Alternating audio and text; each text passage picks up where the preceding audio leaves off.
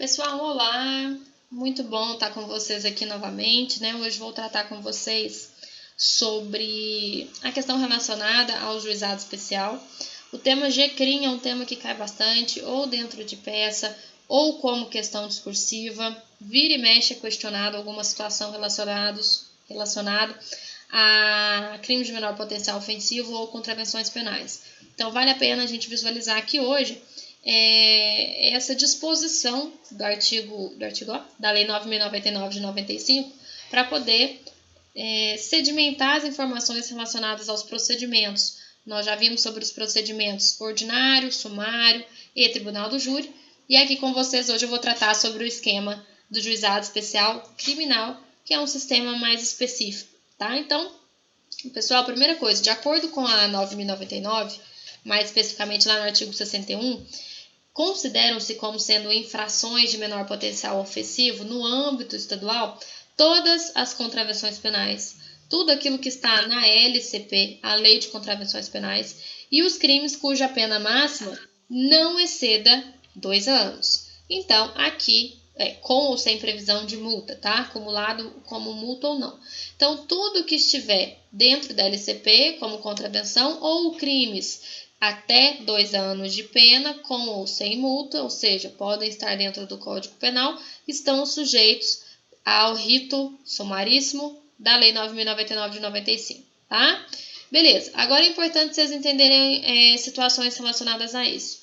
A gente precisa ressalvar que a existência de causas de aumento de pena que torne aquela pena máxima superior a 2 anos vai excluir a competência do juizado especial. Como assim? Pessoal, imagina o seguinte, no crime de lesões corporais culposas, na direção de veículo automotor, está lá no artigo 303 do Código de Trânsito, no qual o agente ele não presta socorro à vítima, incide aqui um aumento de pena pela falta de socorro. Então, a pena máxima do crime em si é de 2 anos, mas teremos um acréscimo de até metade da pena em razão da omissão de socorro, que perfazem aí no nosso cálculo 3 anos. Então, se eu ultrapassei os 2 anos do teto do juizado, quer dizer que com o aumento de pena, eu não tenho mais a competência do juizado especial, tá? Então, eu afasto a competência do juizado especial. Ah, professora, mas eu não saberia fazer esse cálculo, sei lá, de metade da pena, quanto que isso daria, né? Até metade de 2 seria 1 ano. Mas vamos supor que seja algo mais complexo de se somar. Gente, se a pena máxima é 2, qualquer aumento vai fazer ultrapassar em relação àquela quantidade, aquele teto do juizado, tá? Lembrando que se o crime envolver violência doméstica ou familiar contra a mulher, mesmo que a pena seja de até 2 anos, não incidirá o juizado especial criminal, não estaremos aqui, tá? Artigo 41 da Lei 11.340, que é a Lei Maria da Penha. Então, tudo que for Maria da Penha não estará dentro do juizado, importante ressaltar isso, tá? Então, se for uma lesão corporal leve, comum, seria no juizado? Seria. Mas se for no ambiente doméstico familiar, ou seja, Lei Maria da Penha, exclui-se a competência do juizado especial, tá? Falando ainda em competência, lá no artigo 63 da Lei 9.099, trata da competência das infrações de menor potencial ofensivo. Qual será a comarca competente para poder realizar o julgamento, né? No local onde foi praticada a infração penal. Então, lá fala assim, considere-se praticado o crime no lugar em que ocorreu a ação ou omissão, no todo ou em parte, bem como onde deveria ter sido produzido o resultado. Então, aqui nós temos a teoria da atividade, tá? Então, no local onde foi praticada a infração penal. Além disso, temos uma figura nova aqui, que é o TCO, chamado de termo circunstanciado.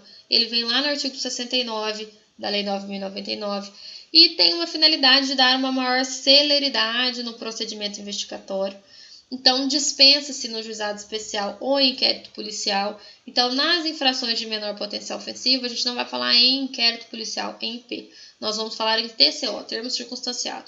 Então, se na hora da prova de vocês já vier falando, e aí foi lavrado o TCO ou foi lavrado o termo circunstanciado, já saibam, então, que nós estamos automaticamente falando de assuntos relacionados à competência do juizado especial, tá? Então, temos esse TCO.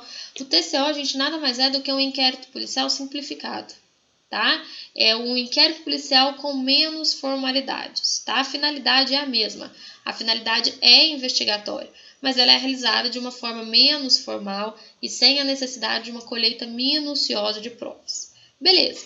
Foi lavrado o TCO pela autoridade policial, concluímos essa lavratura.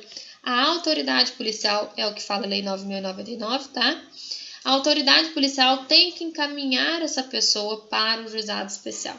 Então, o artigo 69 caput determina que o termo ele seja encaminhado juntamente com o autor do fato e a vítima, né, para o juizado especial. Essa era a ideia.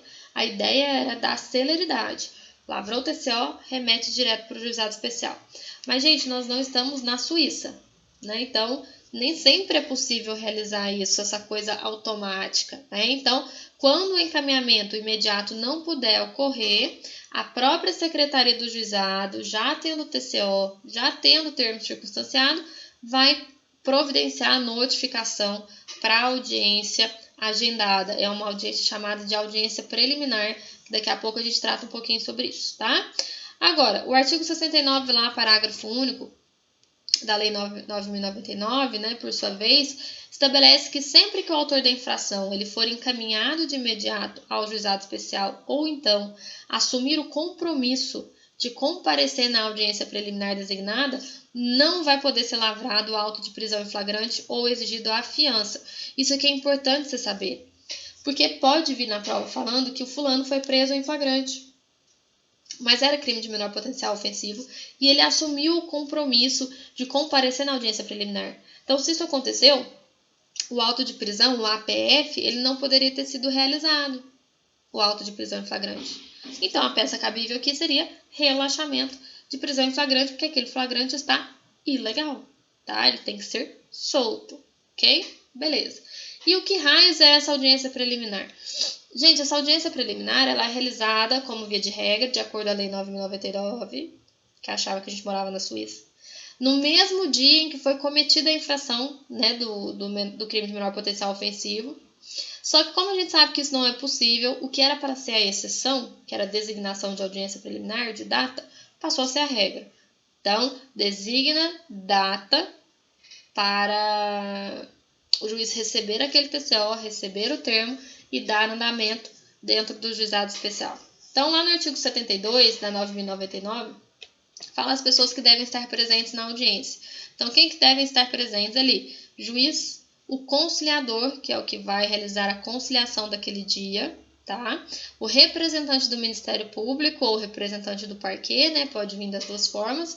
O autor do fato, que é o autor da infração penal, e o seu advogado ou o seu defensor, que é constituído ou nomeado pelo juiz ali no ato, e também a vítima. Então, todas essas pessoas, elas deverão estar presentes nessa audiência preliminar. Então, desse modo, instalada a audiência, o procedimento ele seguirá algumas etapas específicas e que existem ali, basicamente, só no juizado especial.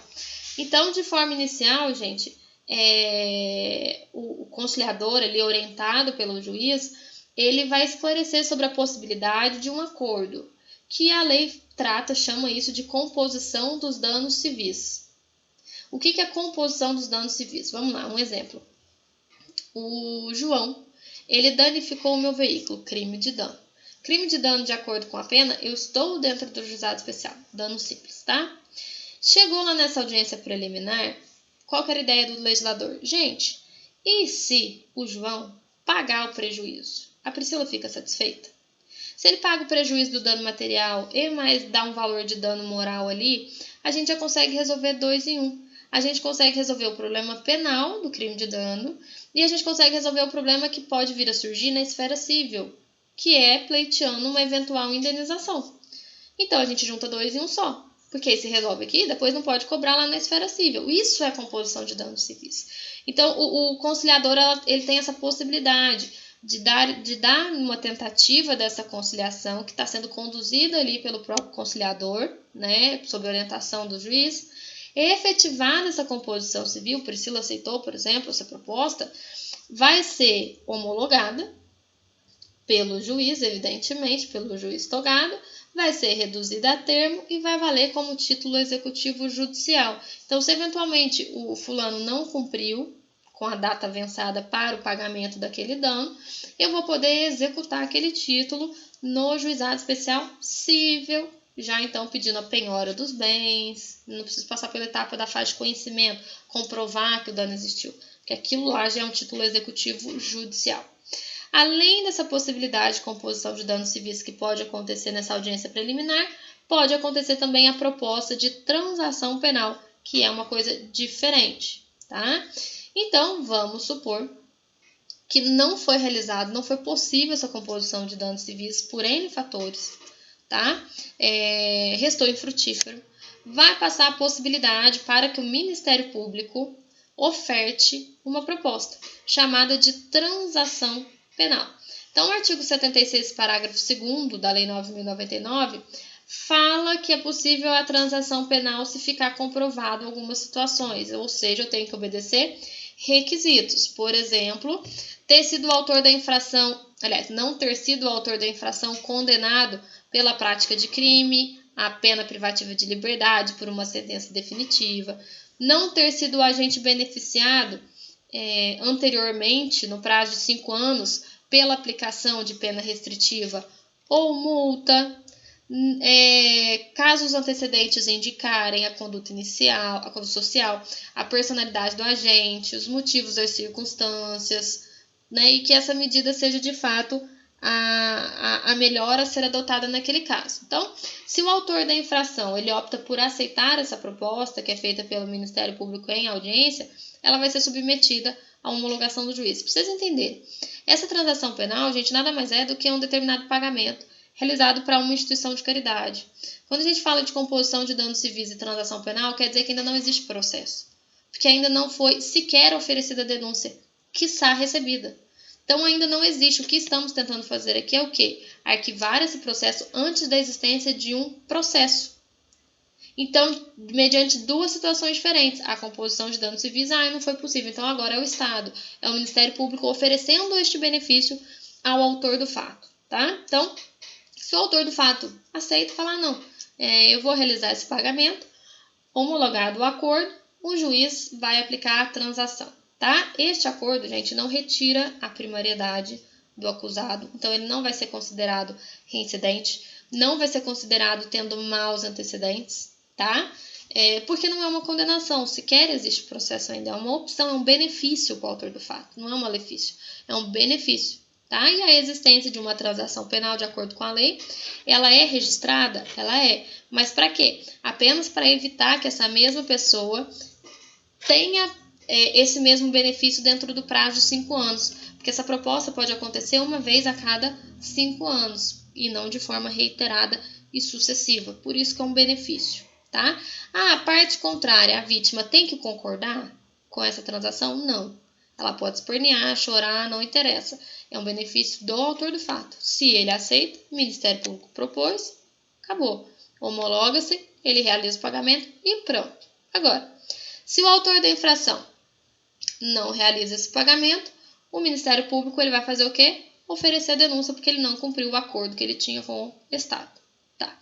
Se nessa audiência preliminar, gente, o autor ele não tiver comparecido, ou se não tiver os requisitos para propor a transação penal, se a transação penal não for possível de ser ofertada, né, ou por N fatores, prossegue-se a infração penal. E aí é que surge o rito sumaríssimo. É depois dessa audiência preliminar.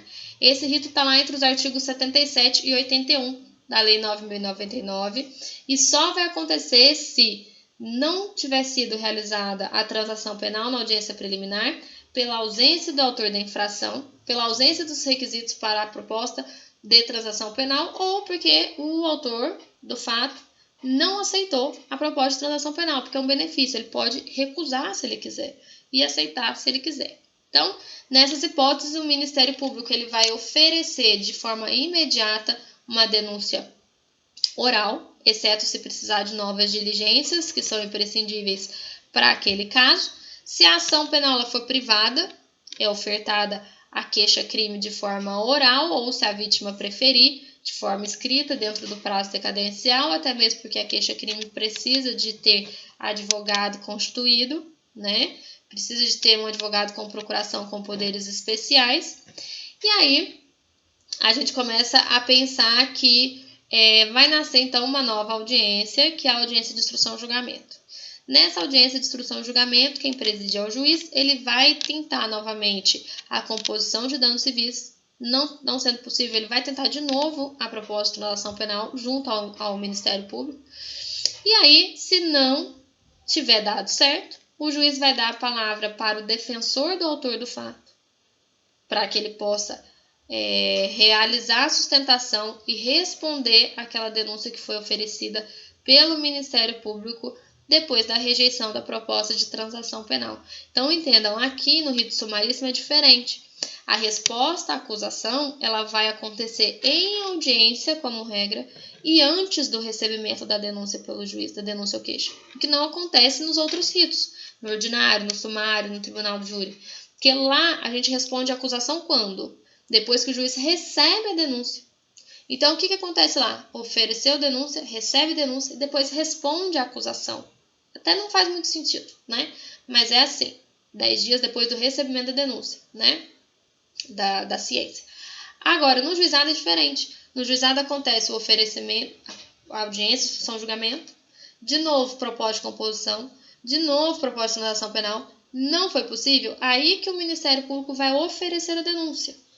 Tudo em audiência.